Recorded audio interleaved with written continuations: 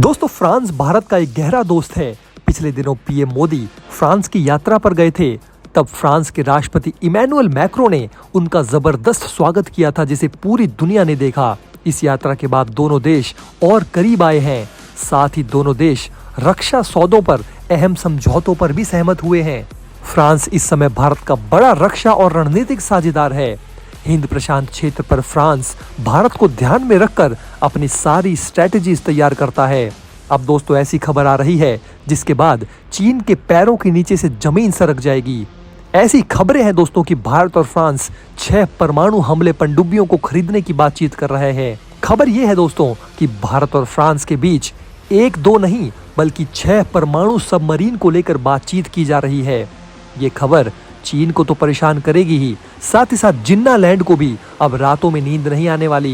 ये 6 परमाणु पनडुब्बियां भारत के नौसैनिक बेड़े में शामिल होती हैं तो भारतीय नौसेना की शक्ति में क्रांतिकारी इजाफा होगा। भारतीय नौसेना समुद्र के अंदर अपनी लड़ाकू क्षमता को और भी ज्यादा धारदार बनाने के लिए बेहद महत्वाकांक्षी परियोजना के सहारे आगे बढ़ना चाहती है और समुद्र में अपनी शक्ति का लोहा दुनिया को मनवाने के लिए 6 परमाणु ईंधन से संचालित हमलावर पनडुब्बियों को अपने बेड़े में शामिल करने जा रही है।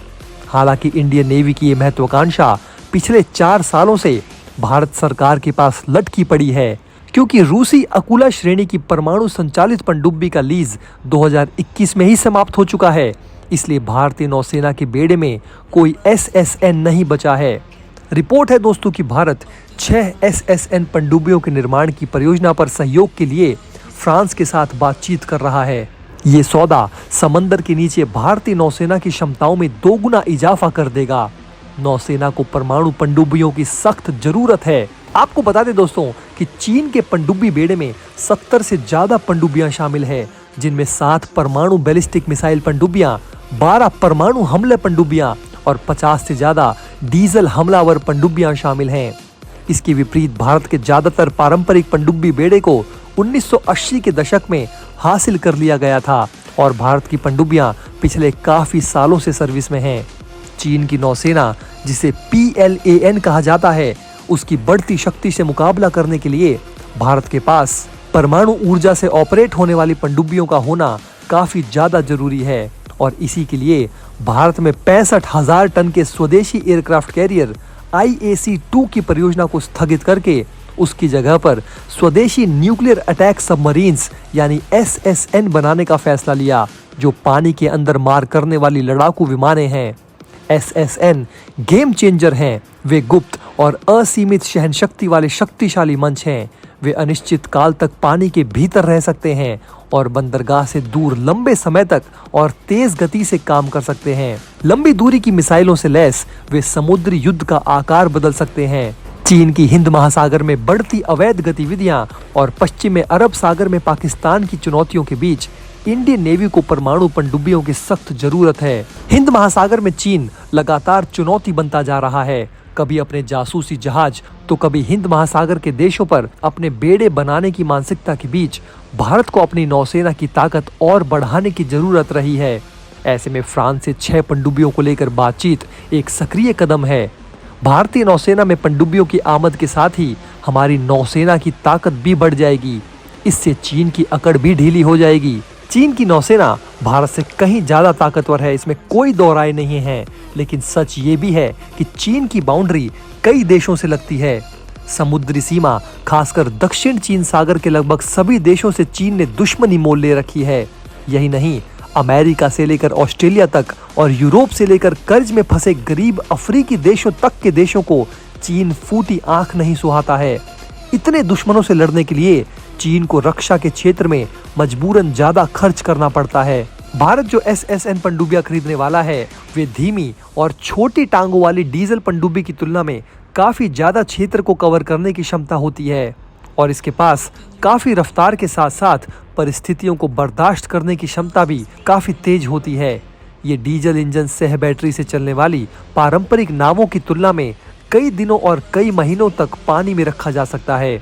एक बार जब ये गहरे पानी में चली जाए तो SSN का पता लगाना न केवल मुश्किल होता है बल्कि आवश्यकता पड़ने पर ज्यादातर अन्य पनडुब्बियों या युद्धपोतों से आगे निकलने की क्षमता भी इसके पास मौजूद होती है, जो क्षमता डीजल पनडुब्बियों में नहीं होती।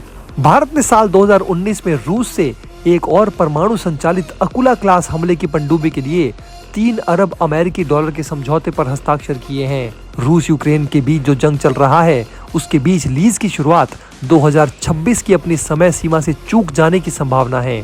स्वदेशी SSN के लिए यदि सरकार की मंजूरी कल आएगी तो भी पहली खेप के युद्ध योग्य बनने में 10 से 15 साल और लगेंगे। तो वास्तविक रूप से कहें तो पहला घरेलू SSN 2040 तक भारतीय नौसेना में प्रवेश करेगा।